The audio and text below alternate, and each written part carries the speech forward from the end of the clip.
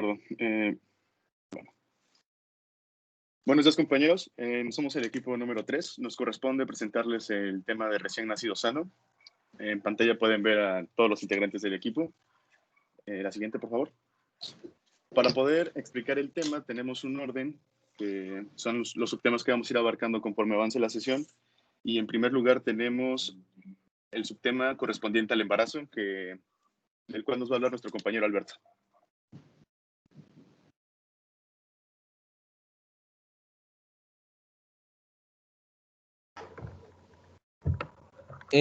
Bueno, a mí me toca el tema de embarazo y pues les voy a hablar un poquito acerca de este.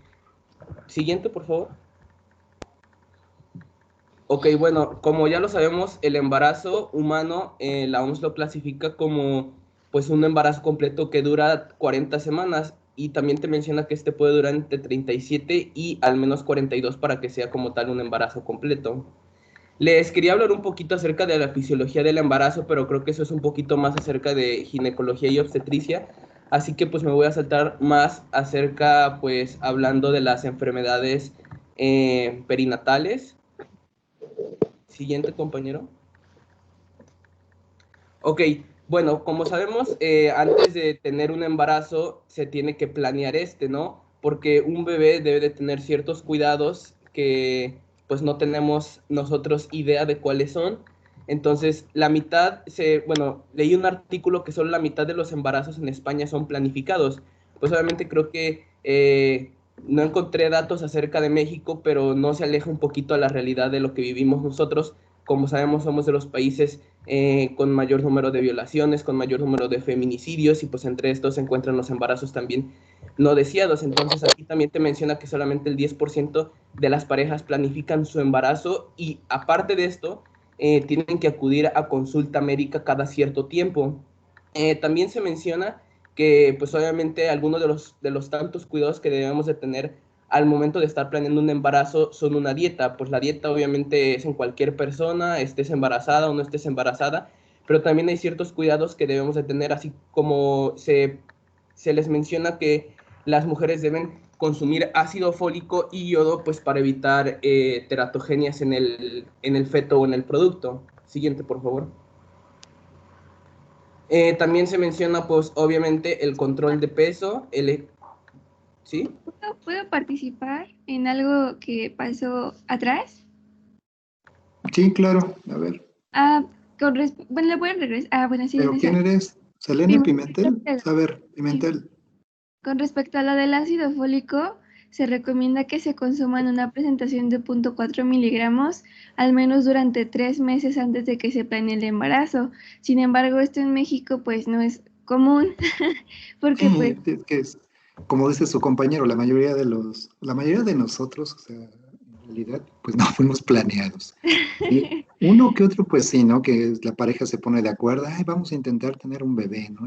Pero la gran mayoría, pues no, la verdad, pues no pareciera que son planeados. En España, que pues es un país pues más desarrollado, con mayor cultura, tal vez, ¿verdad? Que, bueno, sus habitantes, bueno, no quiero caer en esa situación, pero bueno, se supone que es un país un poco más desarrollado. Fíjense, en España solamente dice su compañero que el 10%, ¿verdad?, de las parejas planifican su embarazo. Ahora imagínense aquí en México, tal vez un 5%, un 1%. Entonces, pues sí, lo ideal sería empezarse a tomar el ácido fólico cuando Sí, antes, unos 2, 3 meses antes de que estamos planeando tener un bebé. Y eso es precisamente ¿para qué? ¿Para qué se debe tomar el ácido fólico o el para yodo? evitar los problemas a nivel del canal medular. Bueno, de Ujú. Los, formación. de- los defectos del tubo neural, ¿sí? Esas Así. malformaciones, como podría ser un meningocele, un mielomeningocele, una hidrocefalia. Entonces, para evitar todos esos problemas, pues sí, lo que se recomienda es planear el embarazo y que se empiecen a tomar, la mujer que se empiece a tomar el ácido fólico unos 2, 3 meses antes de embarazarse. Pero pues ya en la vida real, ¿verdad? Pues es difícil, ¿no? Luego hay señoras que ni siquiera sabía que estaban embarazadas hasta que ya tienen un mes y medio, unos 2 meses, perdón, de retraso, ¿sí? Entonces, pues sí, sería lo ideal. Y Doctor, hasta nosotros a nivel profesional, de verdad, es difícil, ¿eh? Yo he conocido muchos compañeros, muchas compañeras que la gran mayoría no planean a sus bebés, ¿verdad? De repente, ching, ya está embarazada. Bueno, pues ya ni modo, ¿no? Pero sí, lo ideal hubiese sido prepararse antes para prevenir todos estos problemas. Ajá. ¿Qué Y con pasó? respecto a la cafeína, quería también comentar que esta aumenta el riesgo de un aborto espontáneo debido a que la cafeína aumenta la liberación de las catecolaminas en la médula renal, produciendo pues vasoconstricción. Y pues al estar embarazada, esto en el bebé obviamente también va a va a producir vasoconstricción en los vasos placentarios y una estimulación del corazón del feto que se asocia pues a un mayor número de mortalidad para el bebé, no tanto para la madre. Y ya, es esto. Muy bien, Selene. Bueno, seguimos entonces. A ver, Abril. Bueno, aparte, complementando lo que decía mi compañera, se supone que el tubo neural se cierra aproximadamente a los 21 o 22 días. Ujú. Ok. Bueno. O sea, bueno, una mujer que no planea su embarazo se viene enterando mucho después del mes, como a los 3 meses incluso. Y entonces Cuando ahí ya es se cuando ya empiezan a desarrolló. tomar como que no sirve de Ahora casi sí que, nada. ahora sí que ya para qué, ¿no? Sí, Pues pues sí, sí. desgraciadamente así es la realidad. Ok. Bueno, Ok, seguimos, chicos. sí, doctor. Claro, entonces continuamos. También pues nos menciona que el control de peso, esto ya lo había dicho, es en cualquier persona, esté embarazada o no esté embarazada, pero pues obviamente no los mencionan o nos hacen hincapié en esto porque durante la gestación pues especialmente aumenta el riesgo de la diabetes, no sé si algunos ya lo habíamos visto en endocrino, pero pues obviamente la mujer predispone a tener diabetes gestacional y obviamente la preeclampsia. Esto también está unado a pues el consumo de la cafeína y otras sustancias como drogas y tabaco que aquí abajo se menciona.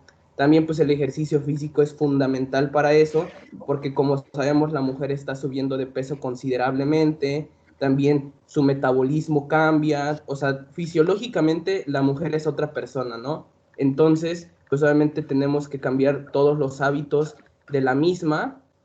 También nos menciona muchísimo el consumo de medicamentos y las vacunas. Estas las puse al último porque son de las que pues, quiero hacer un poquito más hincapié acerca de esto, porque como sabemos el consumo de medicamentos, pues algunos medicamentos son dañinos para el bebé, más en el caso del periodo embrionario, que pues obviamente sabemos que es el más susceptible para que se den estos cambios. Y pues las vacunas ni hablemos, ¿no? Porque pues obviamente el bebé no tiene las defensas, no tiene la inmunidad que se necesita para cuando él nazca, entonces pues la mamá va a ser la que le provee todo esto. Siguiente, por favor.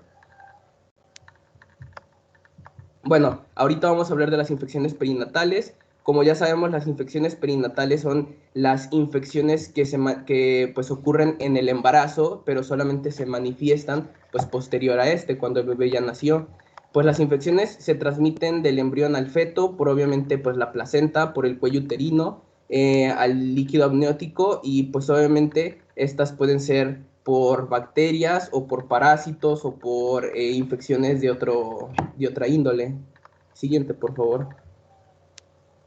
Bueno, aquí les puse una tabla en la que podemos ver los principales causantes infecciosos pues en la mujer embarazada, ¿no? Obviamente nos los dividen en infecciones de transmisión sexual y en enfermedades pues que no son consideradas venéreas, pero no sé si algunos se acuerdan de las clases de embriología que tuvimos que nos mencionaban de una mnemotecnia o de un acrónimo que se llama Torch Slave. Sí. Entonces, pues, pues algunas de esas infecciones son las que a nosotros nos Alberto, pueden... ¿Sí, perdón, doctor? Alberto, si gustas puedes hacer preguntas también, ¿eh? Ah, Haz ok, de sí, cuenta, tú doctor. eres el maestro ahorita y puedes preguntarles a los alumnos. Ok, ¿alguien sabe qué significa el síndrome Torch-Slave? Sí, Ajá. Rosa López Abril. Van a hacer es una mnemotecnia obviamente Ajá. para pues cuyas letras pues significan pues distintos, ¿cómo se llama? Distintas enfermedades. Por ejemplo, la T es toxoplasmosis, la O es algunas enfermedades como pueden ser sífilis, entre otras. La R es de rubiola, la C es de citomegalia La H es de herpes y ya no me acuerdo de Slave. Citomegalovirus. Perdón, C de sí, citomegalovirus. citomegalovirus. Ujú.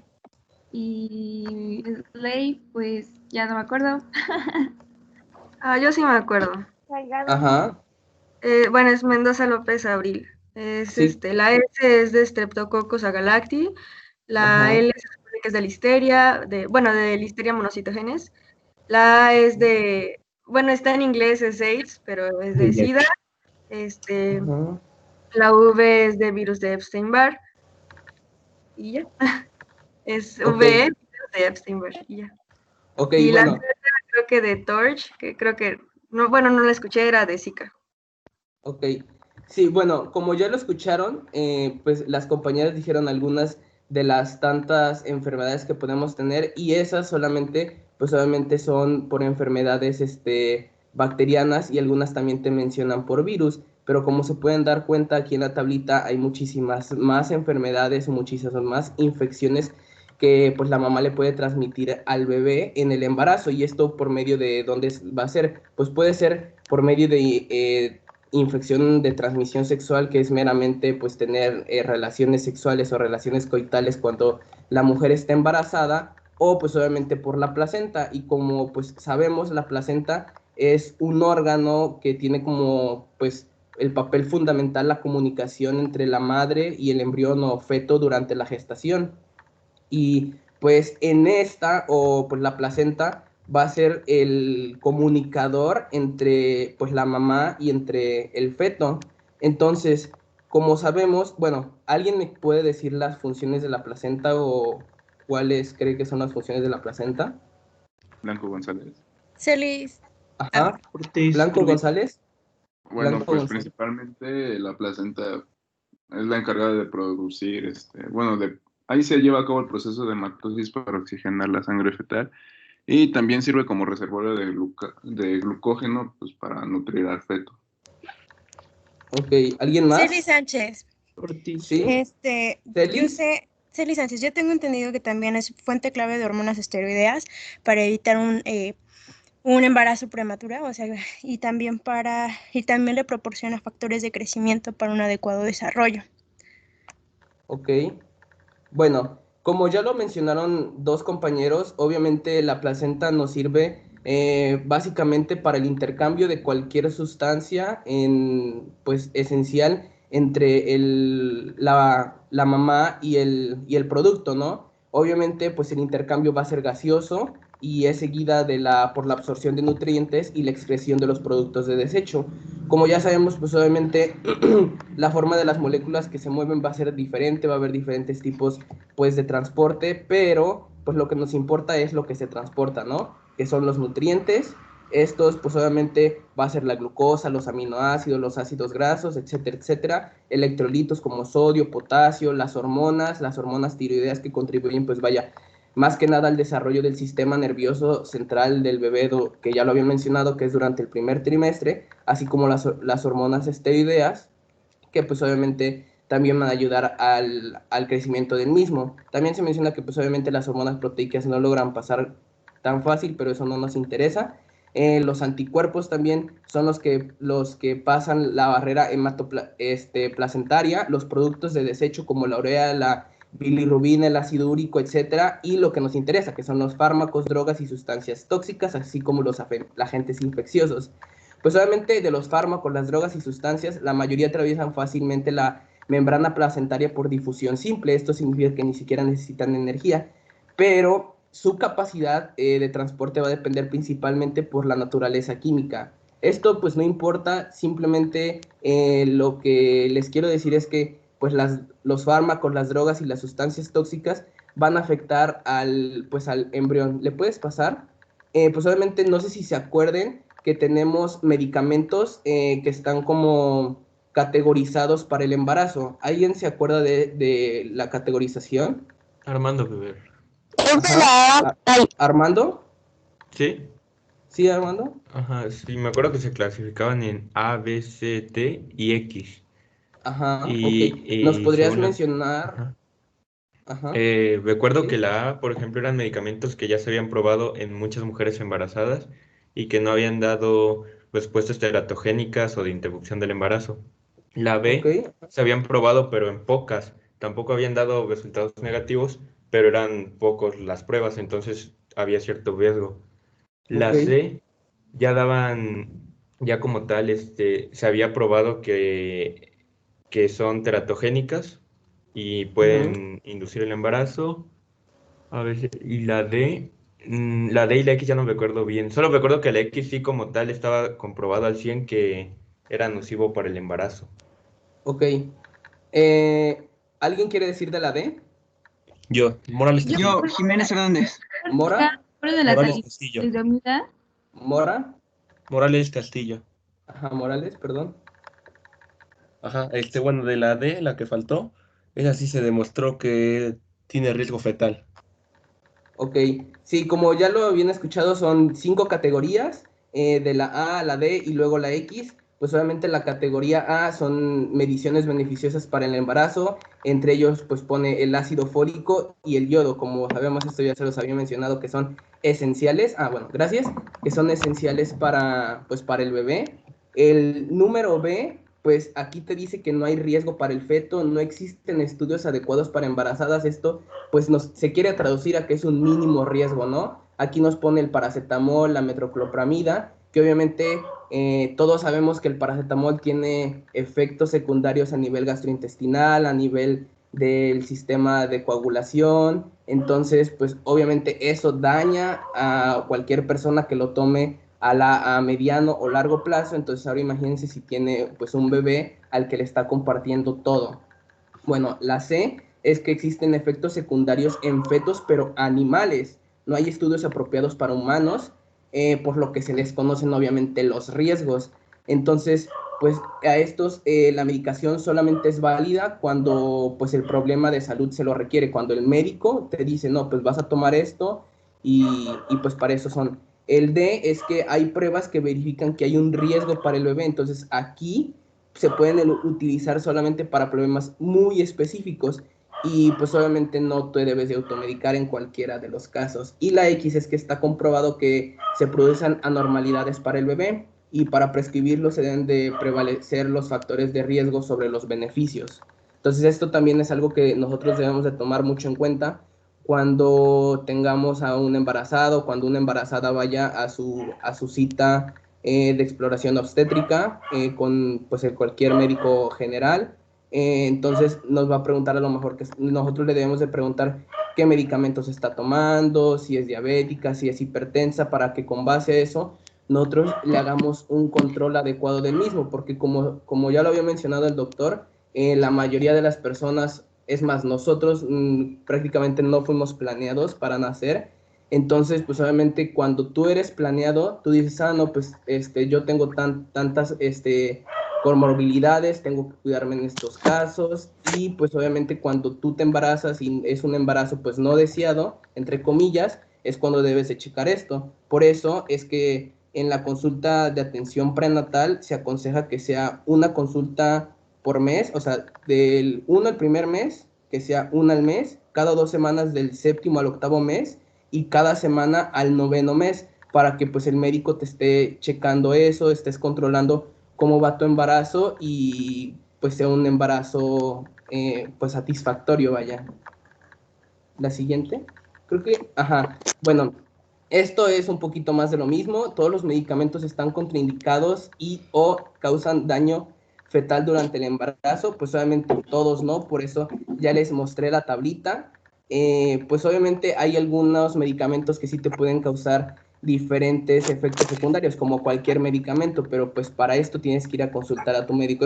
Esta presentación, bueno, o esta diapositiva solamente pues es un ejemplo, pero obviamente no todos los medicamentos te causan esos efectos secundarios que estoy poniendo como las asma, los vómitos, las convulsiones, la diabetes, la hipertensión, pero pues obviamente debes de ser tratado antes de pues empezar un embarazo.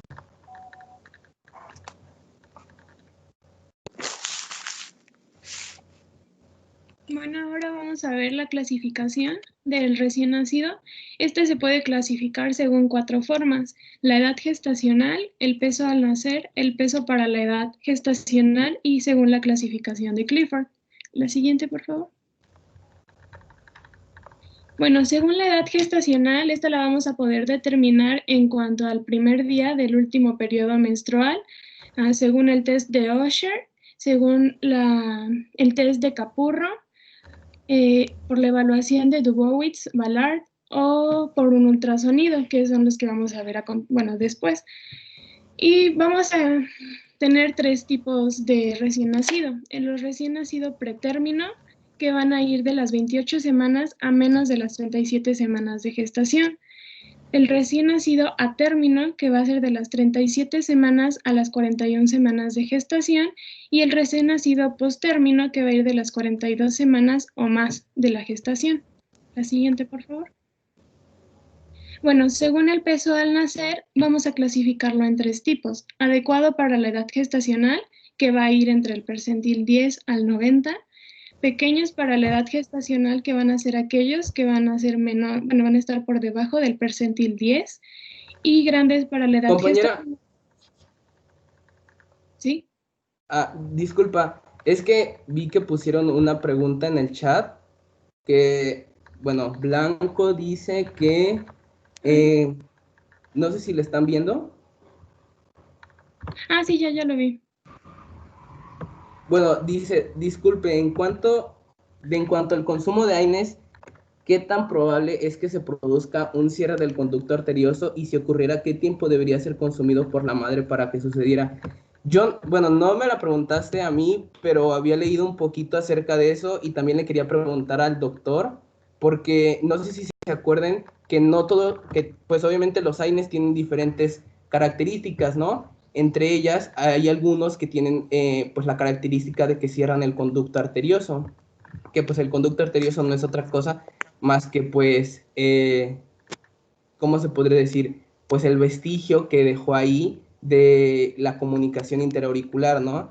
Entonces, yo había leído que se puede dar ibuprofeno o indometacina, pero el ibuprofeno es un poquito más noble en cuanto al bebé, que decían que se tenía que dar, pues no sé si sea así, doctor, no sé si me está escuchando y quería que me resolviera también esa duda, que se tiene que dar solamente 3 dosis, o sea, en intervalos de 4 horas.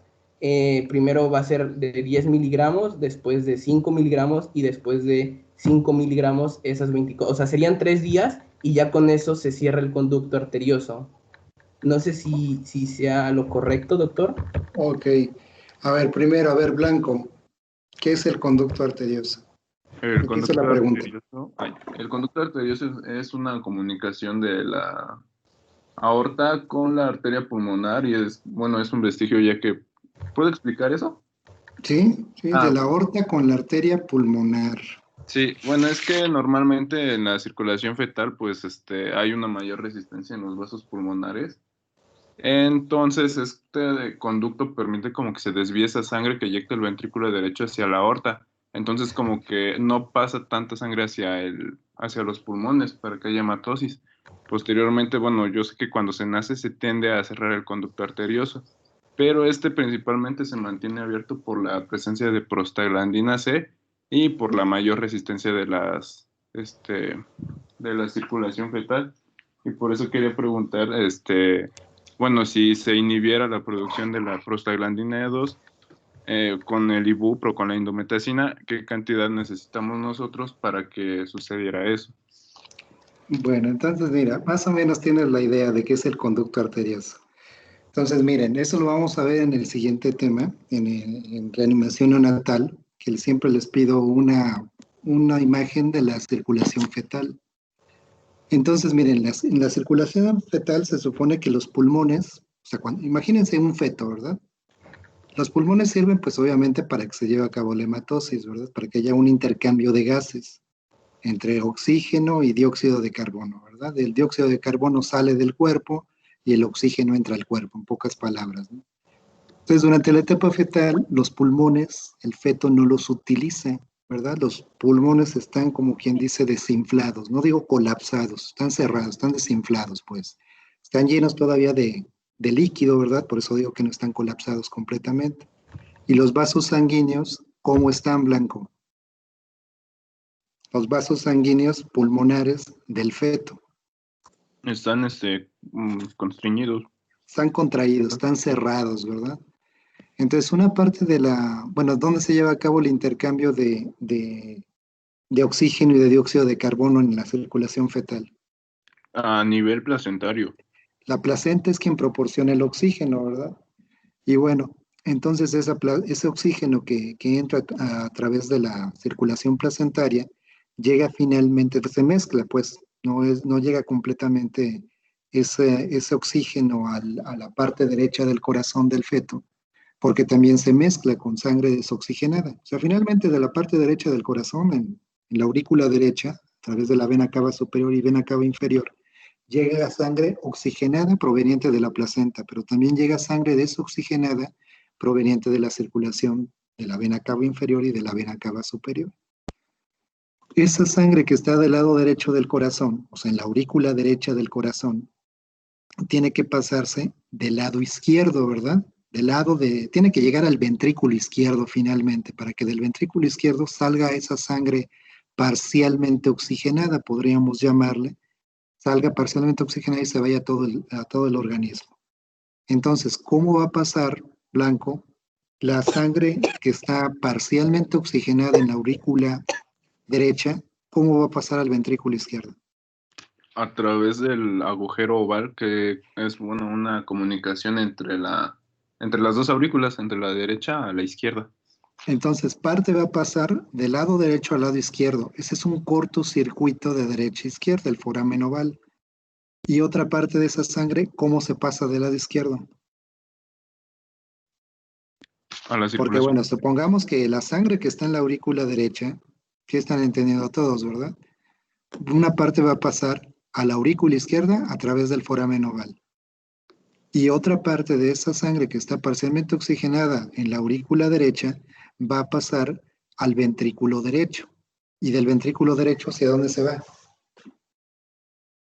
Hacia la arteria pulmonar. Hacia la arteria pulmonar.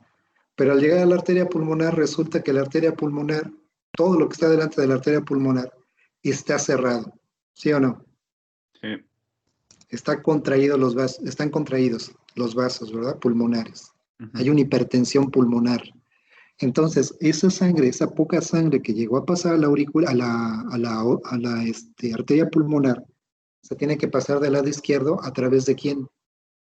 Del conducto arterioso. Del conducto arterioso, que va igual de derecha a izquierda, o sea, de la arteria pulmonar hacia el callado de la aorta, bueno, un poquito abajo del callado de la aorta descendente, parte de la aorta descendente. Ahí es donde llega el conducto arterioso, ¿verdad? Esos son los dos cortocircuitos que existen en la circulación fetal, son dos cortocircuitos fisiológicos, dos cortocircuitos normales. A la hora de que nace el bebé, esos cortocircuitos normalmente deben cerrarse, debe haber un cierre, primero un cierre fisiológico y ya después un cierre anatómico. Se supone que al nacer el bebé se expanden los alvéolos que estaban no colapsados, les digo, estaban desinflados, estaban llenos de líquido pulmonar, como vamos a ver más adelante. A la hora de nacer, con las primeras respiraciones, se expanden los alvéolos, se abren los alvéolos y los vasos pulmonares también se abren, ¿sí? Baja la resistencia vascular pulmonar y ahora la que es mayor es la resistencia vascular sistémica. Por lo tanto, al bajar la resistencia de los vasos pulmonares, se termina ese cortocircuito de derecha a izquierda, ¿sí? Tiene que haber un cierre fisiológico tanto del agujero oval como del conducto arterioso. Eso es lo que normalmente tendría que pasar. En algunos recién nacidos, a la hora de nacer, presentan esos cortocircuitos, bueno, en este caso, el conducto arterioso, persiste abierto el conducto arterioso. Hay ocasiones que, bueno, se tiene que determinar mediante un ecocardiograma la presión de la arteria pulmonar y se tiene que determinar si es el tamaño del cortocircuito y es donde se decide si ese cortocircuito, si ese conducto arterioso se va a cerrar de manera espontánea en los siguientes días o en los siguientes meses o en las siguientes semanas o siguientes meses, ¿sí? Eso es mediante un ecocardiograma. Se toman en cuenta esos criterios, el tamaño del conducto arterioso, la presencia de la o más bien la presión arterial pulmonar, y bueno, diversos parámetros que el cardiólogo pues ya tendría que recomendar si puede haber un cierre espontáneo, si se tiene que operar o si se tiene que iniciar un cierre farmacológico, ¿sí? Esas son las tres opciones, por así decirlo, que se pueden tomar en cuanto a un conducto arterioso abierto, ¿sí? Persistente. Entonces, cierre espontáneo, cierre farmacológico o cierre quirúrgico. Entonces, en el caso de que se recomendara un cierre farmacológico, los medicamentos que se emplean son precisamente el paracetamol y la indometacina, ¿sí? Hay diferentes esquemas para inducir el cierre del conducto arterioso, ¿sí? Entonces, pues bueno, el paracetamol, hay quienes consideran que el paracetamol es mejor que la indometacina, hay otros que dicen que no, que es la indometacina, pero bueno, ya sería cuestión de revisar ese tema aparte para tener la evidencia y determinar quién es más efectivo que de los dos, si la indometacina, el ibuprofeno incluso, o el paracetamol.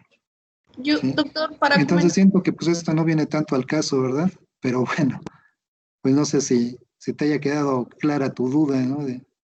Al menos, bueno, ya sabes que para el manejo del cierre del conducto arterioso o del conducto arterioso persistente puede ser un cierre espontáneo, un cierre farmacológico o un cierre quirúrgico. Se debe determinar entre diferentes parámetros hemodinámicos que se determinan solamente con un ecocardiograma. Que el ecocardiograma pues, es un estudio anatómico y es un estudio funcional. ¿Sí? ¿Ok? Bueno. Sí, solo me gustaría agregarle que en cuanto a indometacina y paracetamol, sí está la tercera opción de lo que es el ibuprofeno. Y de hecho se ha comparado más la indometacina, que es el uso habitual, con lo que es el ibuprofeno. Y el ibuprofeno ha demostrado la misma cantidad de eficacia, pero el beneficio que aporta el ibuprofeno es que tiene menos efectos adversos que la indometacina. Uh-huh. Sí, podría ser que tuviera menos efectos adversos. Sí, les digo, es hasta cierto punto controvertido. Lo que ocupamos en el hospital cuando se llega a dar un cierre farmacológico del conducto arterioso, pues sí, es el paracetamol lo que más empleamos. Uh-huh.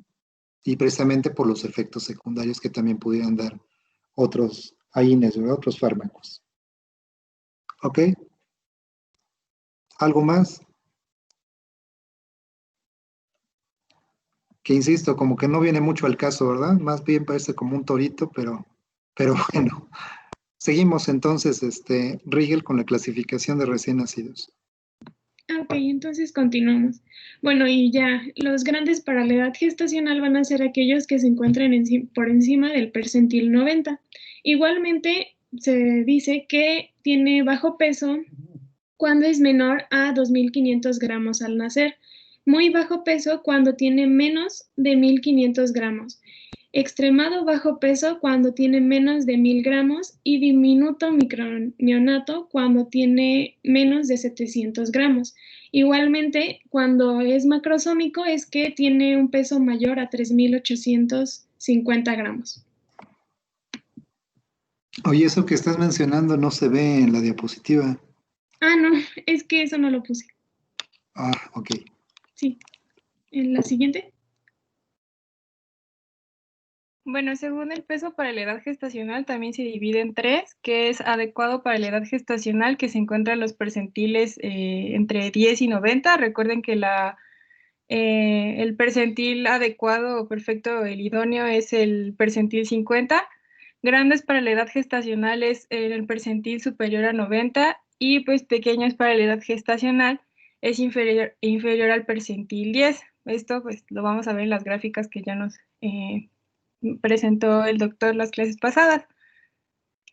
Y bueno, otra clasificación es la clasificación de Clifford. ¿Alguien sabe qué es la clasificación de Clifford? Jiménez Hernández. Sí. Sirve para evaluar en las etapas de posmadurez, ¿no? Ajá. ¿Sabes un poquito más? Bueno, de qué semana es un bebé posparto, o bueno, posmaduro. arriba de las 42 semanas. Ajá.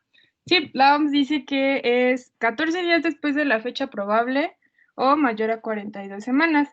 Y sí, como dice nuestro compañero, pues es para la evaluación de una gestación prolongada.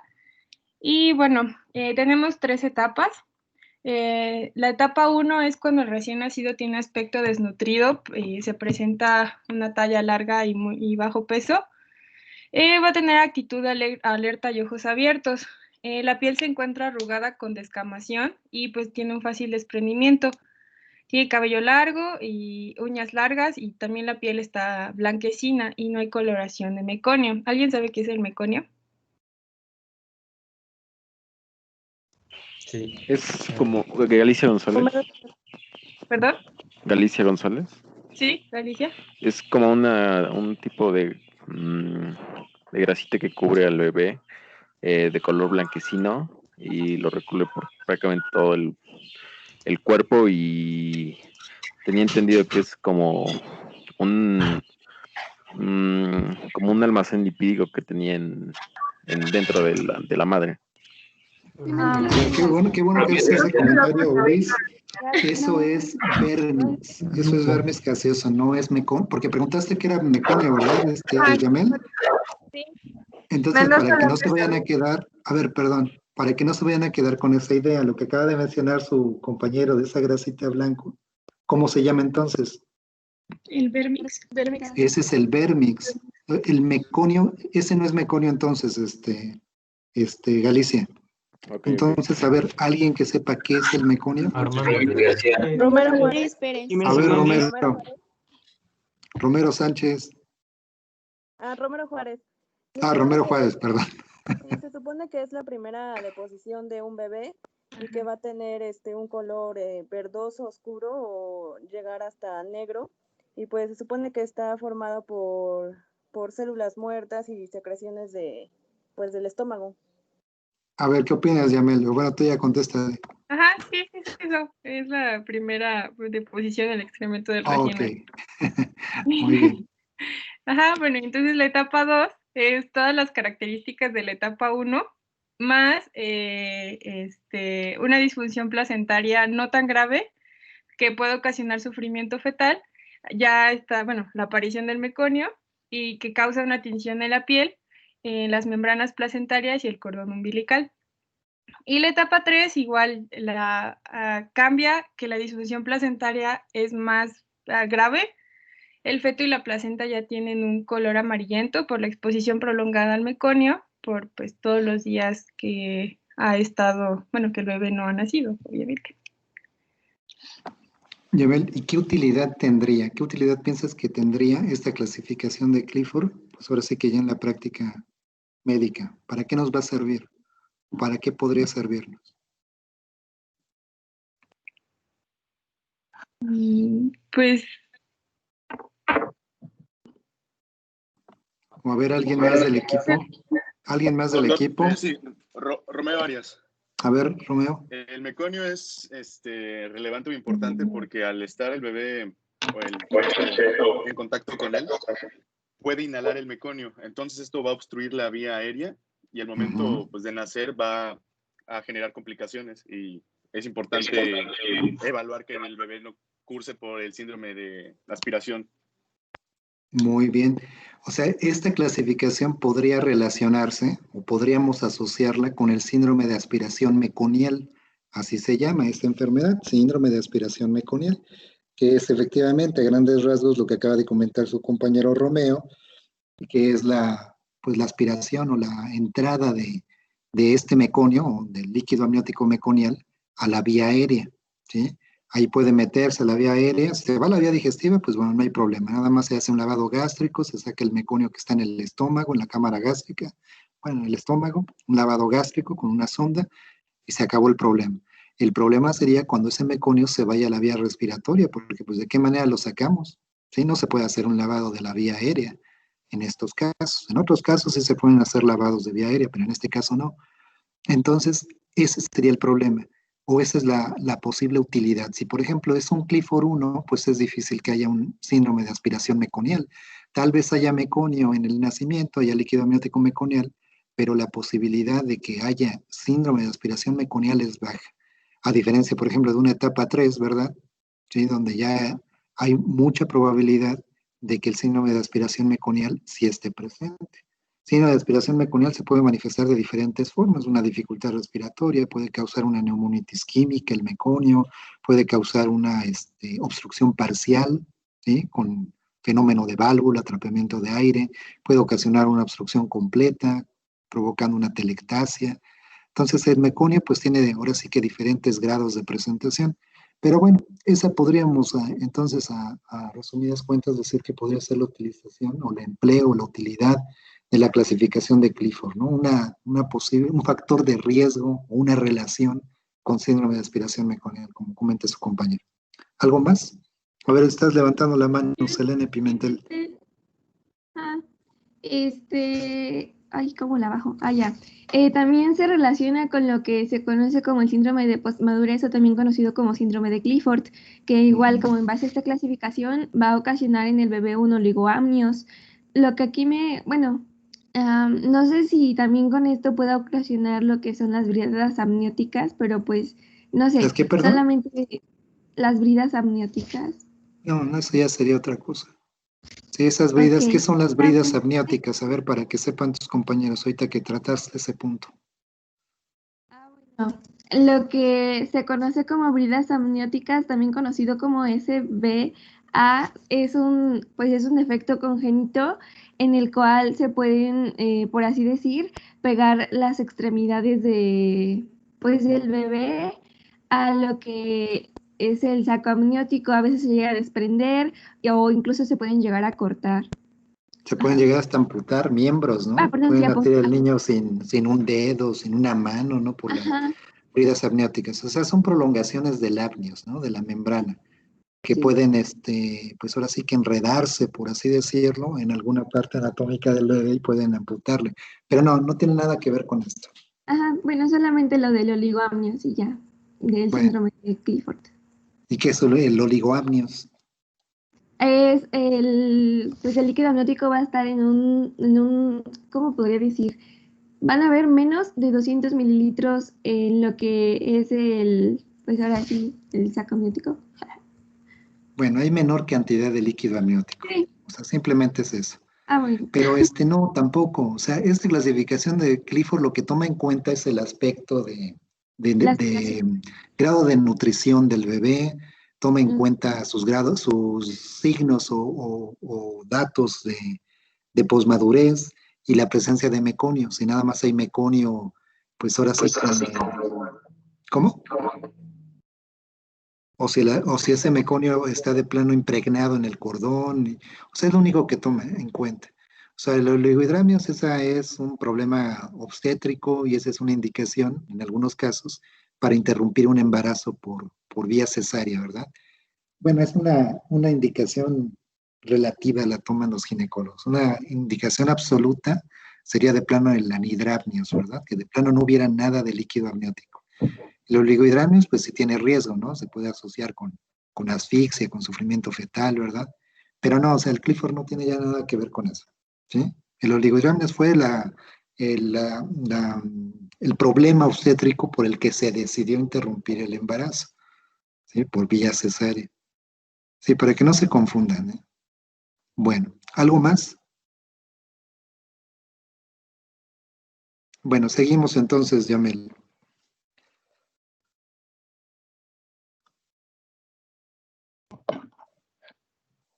Bueno, ahora vamos a empezar con el subtema de recién nacido pretérmino. Ok. El siguiente, por favor. Bueno, el siguiente, por favor.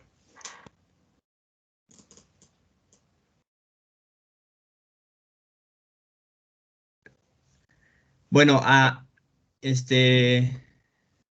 para comenzar tenemos que entender algunos conceptos y algunos están dados aquí en la norma oficial mexicana, la NOM 007 SA2-2016, en la que nos menciona que el nacimiento con producto pretérmino va a ser el cual va a ocurrir antes de las 37 semanas completas de gestación. La siguiente, por favor.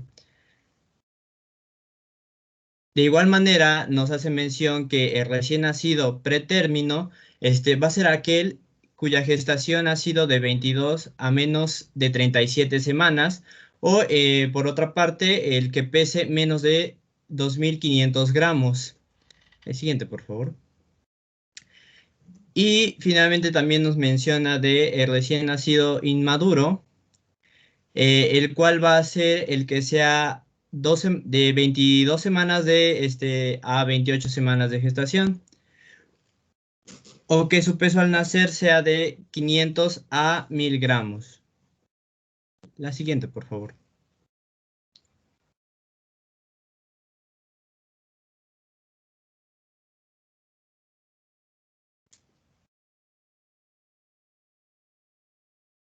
Perdón, creo que me va desfasado. Sigo en la... Ok, hablando de la clasificación de la prematurez, tenemos cuatro conceptos, que va a ser el prematuro tardío, el cual va a ser de las 34 a 36 semanas de gestación; el prematuro moderado, que va de la semana 32 a 34 de gestación, semana de gestación; el prematuro extremo, que va que es menor a las 32 semanas de gestación; y aquí falta una palabrita, que es el prematuro muy extremo, que No, a ver, no corrigieron esta como les dije. A ver, el prematuro extremo no es menos de 32 semanas. Ese es el prematuro severo o el muy prematuro. Así se le llama. Y el menor de 28 semanas de gestación, ese sí es el prematuro extremo. Entonces, el que tiene menos de 32 semanas es prematuro severo, o en Estados Unidos dicen muy prematuro. Y no lo sacaron del Gomela como les había yo comentado. ¿Sí? ¿Por qué no lo hicieron? Ahí en el Gomela viene. Aquí estoy viendo que ponen de referencia el Martínez y Martínez, ¿no? Entonces, fíjense, ahí está una falla, ¿eh? Entonces, demás alumnos, para que no se queden con esta idea, está mal esta diapositiva. Menos de 32 semanas es muy prematuro o prematuro severo. Y el prematuro extremo es menos de 28 semanas. ¿De acuerdo? O muy extremo, como comenta su compañero, ese concepto no lo he escuchado, no existe. Ok, cuando la subamos, ya la subimos corregida, doctor. La que sigue. Bueno, cabe recalcar que la prematurez es la primera causa de muerte en el periodo neonatal, y de igual manera tenemos que hacer mención que la mortalidad neonatal por prematurez es inversamente proporcional a la edad gestacional.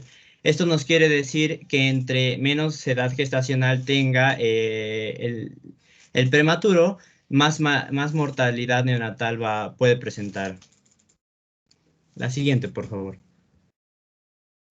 Podemos mencionar algunas etiologías de la prematurez, y podemos decir que se clasifica en electiva y espontánea. La siguiente, por favor.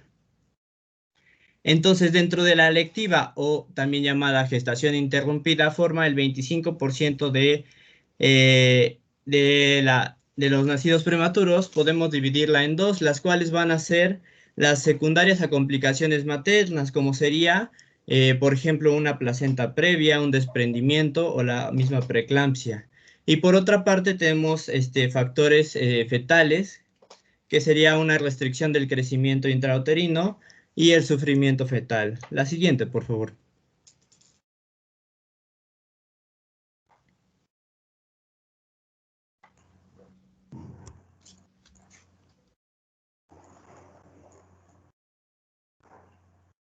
Bueno, dentro de la espontánea tenemos que forma la mayor parte, que es el 75%, y corresponde como tal a diferentes casos. La siguiente, por favor. Dentro de los factores más estudiados tenemos a la edad de la madre, que la madre sea tenga contacto con, o sea, consuma tabaco o esté en contacto con personas que consuman tabaco. El embarazo múltiple también es un factor importante. El parto prematuro previo, que la madre ya haya tenido hijos prematuros, o infecciones, dentro de las cuales tenemos las principales, que serían de vías urinarias o cervicovaginitis, lo cual va a provocar que estas infecciones provocan como tal que se eleven mediadores químicos que participan en una respuesta inflamatoria sistémica. Y eso también produce una activación de mecanismos que inician el trabajo de parto. La siguiente, por favor. A ver, espérame tantito, regresa a la anterior. Bueno, entonces miren, aquí es muy importante que hagan conciencia, ustedes como futuros pasantes, ¿verdad? Acuérdense que cuando estén en la pasantía, ustedes pueden estar en alguna comunidad, en algún pueblito donde van a llevar el control prenatal de las embarazadas de su comunidad. Entonces es bien importante que ustedes detecten cuando se trata de un embarazo de alto riesgo. Entonces, miren, aquí su compañero lo está comentando, ¿verdad?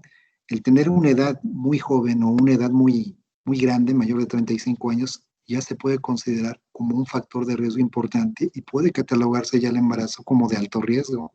Lo mismo si se trata de un embarazo múltiple, que ya tenga gemelos, ¿verdad? También eso puede ser catalogado como un embarazo de alto riesgo. El tabaquismo, el parto prematuro previo y las infecciones, eso también puede considerarse un factor de alto riesgo, sobre todo cuando son infecciones persistentes. Y alguna vez, es bien común, ¿verdad?, que alguna vez en el embarazo a una mujer le dé alguna infección urinaria, alguna cervicovaginitis, pero si esas infecciones se hacen persistentes o crónicas, pues sí, es un factor de riesgo y es un embarazo de alto riesgo porque las infecciones son las principales causas de la prematurez. Sí, son las principales causas que van a propiciar un embarazo o ¿cómo se llama? Un parto prematuro, ¿sí? Una amenaza de parto prematuro. Entonces, intencionadamente, pues todo esto es lo que ustedes tienen que estar vigilando, buscando, ¿verdad?, durante el control prenatal de cualquier señora embarazada que les toque. ¿Sale? La que sigue. Como mencionó el doctor, hacemos hincapié en que la edad es un factor muy importante para tener un buen embarazo, ya sea que sea un embarazo de alto riesgo, y como mencionaba, se relaciona un incremento con la prematurez cuando la edad de la madre es mayor o igual a 35 años. Y por otro lado, también podemos mencionar en el periodo de la adolescencia, que alguien me puede decir entre qué edades se encuentra este periodo de adolescencia. Alicia González, en Alicia. mujeres de 10 a 16 años. Sí, exactamente. De 10 a 16 años en mujeres. La siguiente, por favor. El ambiente en el cual se va a desarrollar el feto es muy importante para que este tenga un crecimiento y desarrollo, y cualquier afectación en el ambiente va a producir un riesgo importante para que haya un nacimiento prematuro. Entonces, el ambiente lo podemos dividir en tres. El microambiente, el cual principalmente, como se ve en la imagen, va a formar parte de lo que sería el útero, el cordón umbilical, la placenta, las membranas y el líquido amniótico. Por ejemplo, cualquier alteración, que sea, por ejemplo, un útero bicórneo, que tenga miomas, o incluso la inserción baja de la placenta, que haya anomalías vasculares, o que el cordón umbilical presente nudos, todo esto va a intervenir en el desarrollo del feto. Cuando hablamos de macroambiente, hablamos de el organismo materno como un conjunto, ¿ok? Entonces, se menciona que la gestante ideal va a ser la mujer que esté comprendida entre 20 y 30 años, que tenga que sea físicamente y genéticamente bien integrada, que no tenga ninguna enfermedad que cause secuelas, que también es importante la estatura de la mujer, que sea mayor a 1,50 m, y que, por ejemplo, que haya tenido menos de 5 embarazos previos, y que incluso entre cada embarazo sea mayor a 2 años y menor a 5 años entre cada embarazo. Entonces son diferentes características que hay que tener en cuenta, y cualquiera, por ejemplo, que la mujer presente alguna enfermedad, una cardiopatía o una enfermedad metabólica, incluso el tabaquismo y alcoholismo, como ya se ha mencionado anteriormente, esto va a afectar en el desarrollo del feto. Y hablando del macroambiente, tenemos que ya son el ambiente en el cual se va a estar desarrollando, digamos, el contexto social, vaya. Y esto tiene que ver también con cómo es la familia en la que está creciendo, digamos, la capacidad de tener una atención médica principalmente, ¿no? Y, por ejemplo, si vive en alguna zona rural o urbana, esto también tiene que ver por las emisiones de contaminantes que existen en una ciudad más urbanizada, ¿no? La siguiente, por favor. Algunas de las características que va a tener el prematuro al nacer van a ser las siguientes. Por ejemplo, podemos observar que el prematuro va a tener una piel más fina y va a tener una coloración rojiza. De igual manera, podemos ver que el prematuro va a presentar mayor presencia de lanugo, que es el vello fino, y que va a abundar en las mejillas e inclusive en el tórax posterior. Los piececitos del prematuro podemos observar que se van a encontrar bastante dematizados. En cuestión a la relación de la cabeza con el cuerpo, vemos que esta es bastante significativa y que incluso los huesos del cráneo pues son más blandos, ¿no? En relación con el tórax, tenemos que como no se han desarrollado de manera correcta algunas estructuras anatómicas, esto provoca que el prematuro tenga, ¿cómo se dice? Pueda presentar una respiración irregular e incluso algunos periodos de apnea. Y en cuestión a las extremidades, podemos observar que la mayoría de los prematuros presentan extremidades bastante delgadas y en varias ocasiones presentan edema en ellas. La siguiente, por favor. De igual manera podemos observar que el prematuro va a tener la ausencia de los reflejos que habíamos comentado en la clase anterior, y que pues estos, conforme se va recuperando la edad gestacional, pues van a ir apareciendo. La siguiente, por favor. También tenemos que el prematuro como tal no va a poder tener una buena regulación térmica, lo cual le va a dar una inestabilidad en su organismo y puede cursar por periodos de hipotermia. La siguiente, por favor. Y algunas enfermedades características asociadas a la prematurez.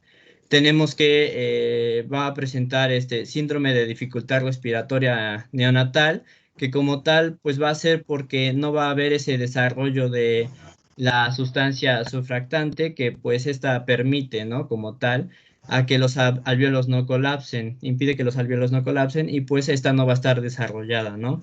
También tenemos la hiperbilirrubinemia, que hay que tener muy presente la importancia de esta, porque ya que el pigmento, bueno, la bilirrubina, si llegase a asentarse en el tejido nervioso, puede inclusive causar una encefalopatía hiperbilirrubinémica.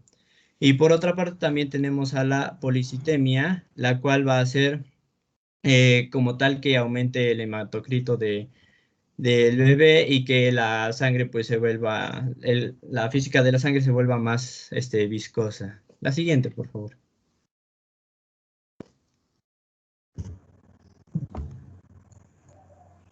¿Alguna duda hasta aquí que tengan? Pimentel, yo tengo una duda, doctor. ¿Ve que se le pone un medicamento? O bueno, es que algo se le hace a los bebés para que generen este factor sulfactante, ¿no? Pero no recuerdo cuál era. Bueno, miren, primero se tiene que inducir la madurez pulmonar a la madre. O sea, antes de que nazca el bebé, durante la gestación, ¿verdad? Cuando ya hay, por ejemplo, pues un parto prematuro inminente, concretamente una mujer embarazada, si ya hay posibilidades de que vaya a nacer su bebé y tenga entre 24 y 32 semanas, no, entre 28 y 32 semanas, o 26 algunos dicen, desde las 22 a las 32 semanas o hasta las 34 semanas, se debe de dar un inductor o aplicar un inductor de madurez pulmonar fetal. O sea, eso es lo primero que se tendría que hacer con la mamá. Supongamos que tiene una amenaza de parto prematuro, tiene una infección de vías urinarias, es tremenda, recidivante o recurrente, y ya tiene contracciones y apenas tiene 28 semanas de gestación. Ah, caray, pues bueno, ya los ginecólogos están intentando detener las contracciones con uteroinhibidores, y aparte de esos uteroinhibidores, ellos ya indican inducir la madurez pulmonar fetal. En caso de que no puedan detener ese embarazo, esas contracciones, al menos que ya nazca un poquito más maduro de sus pulmones el bebé. Entonces a la madre le aplican esteroide, ¿sí? De primera intención son corticosteroides, ya sea dexametasona o betametasona. Durante 4 dosis de dexa de 6 miligramos intramuscular cada 12 horas, o betametasona, que serían lo doble, 12 miligramos cada 24 horas intramuscular. Entonces, eso es la primera medida que se tendría que hacer. Se supone que los esteroides van a inducir en el feto, se le aplican a la madre obviamente, pero inducen a que el feto empiece a producir factor surfactante, ¿sí? Esa es una opción. La otra opción, pues una vez que ya nació el bebé, pues hay criterios para aplicarle el factor surfactante como tal, ¿sí? O sea, venden preparados de surfactante comerciales. Pueden ser naturales, pueden ser artificiales, pueden ser sintéticos. Los naturales pueden ser de origen bovino, de origen porcino, pero sí, eso es lo que se les aplica a los recién nacidos. A la madre, o sea, cuando es feto, a la madre se le aplica inductor de madurez, esteroide intramuscular, dexa o beta. Y en el caso de que ya haya nacido el bebé, de que ya no se pudo detener el embarazo o el parto más bien, se le aplica factor surfactante o agente tensioactivo, que puede ser natural o sintético, y los mejores son los naturales. ¿Ok? Sí, Bueno, doctor. ¿algo más? ¿Algo más? Bueno, ¿qué sigue ahorita entonces? Prevención primaria. ¿Qué sigue? Bueno, ahorita Falta vamos a mucho de empezar. prematurez para ver si ya nos vamos al descanso. Todavía falta prevención primaria, secundaria y terciaria. Ok, entonces nos vamos al descanso y regresamos con esto de estas prevenciones. ¿Sale? Ok, doctor. Gracias. Bueno, entonces nos vemos a un 9.